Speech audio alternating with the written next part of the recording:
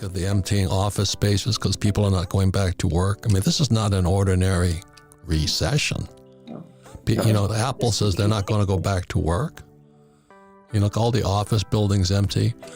And, you know, residential real estate depends upon jobs. Do you know what I mean? If you're saying recession means a loss of jobs, which Amazon's laying off, what happens to real estate wherever they have an Amazon office? So this is the ripple effect, which is why I'm saying, you know, May 23rd, 2022, that was one of the biggest announcements I ever heard, that the IMF is saying the world faces one of the biggest economic challenges since World War II. And voila, Raoul Pal pops up. The perfect guy to ask the question. So we come back, we'll be asking you more questions and all this because what you're saying, like I say, is heresy to me because I'm a hardcore capitalist. I believe in teaching people to fish, not giving them fish. The IMF says the world economy faces the strongest headwinds or challenges since World War II. And so Raoul Pal is talking, he's a macro global economist. He walks the talk, he knows what it is. He's made Kim and I very rich on his recommendations of when to buy Bitcoin, and I'm very proud of that. But one thing that he mentioned is talking about talked about debasement of currency. So here's a penny, it's copper. And in 1964, I was looking at the quarters and dimes, same color. Do you know what I mean? It's the same color. So basically, in 1964, dimes, quarters, and half dollars became copper. And that's what you were talking about, debasement.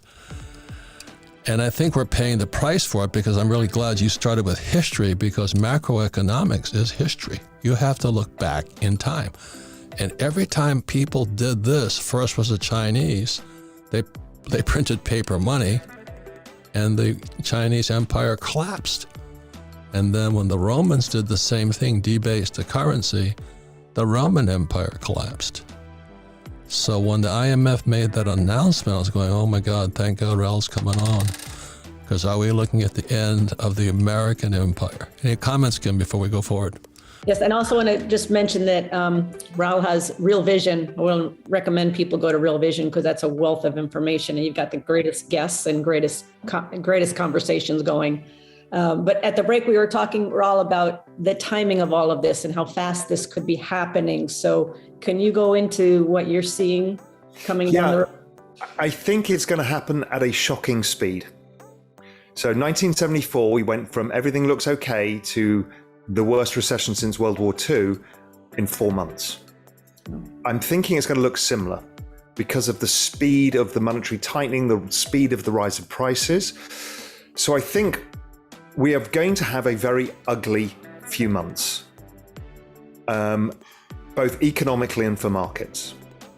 The question is what comes next?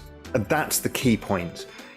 If my base case comes into play, which is the Fed pivot, they stop raising rates. They already started suggesting maybe we'll pause in September. My guess is June will be the last hike. And after that, they will say, well, we're just going to see, and we'll see the economy start going down the toilet.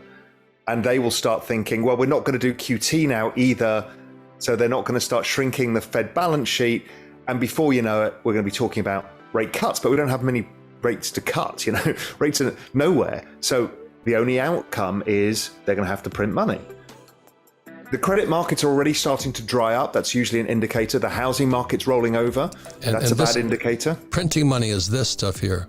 You have silver coin, you have a copper coin made silver, right? That's right. Basically, it's called debasing the currency, which the Romans and Chinese already did. Yeah, because don't forget, the debasement of currency works in a simple way. If you're really thirsty and I have a bottle of water, you'll pay anything for it. If you're really thirsty and I've got 5 bottles of water, you're kind of thinking, yeah, I probably need some of that water, I'll buy them all, but at a lower price. If I say, here's 1 million bottles of water, you don't want any of it because there's too much water now. It has no scarcity. So if you make too much of something, it becomes less valuable. So if Da Vinci had created 50 million pieces of art, guess what? They're worthless. And so it's that concept. And what it does is if something gets devalued versus something else, so we're not making more shares in the S&P, actually what we're doing is buying them back, making less of them. Therefore, the S&P goes up. Real estate. Yes, there's periods where we try and create new real estate, but generally real estate prices go up versus the Fed balance sheet because it's a relatively scarce asset. Same with gold, same with crypto. So that's the phenomena.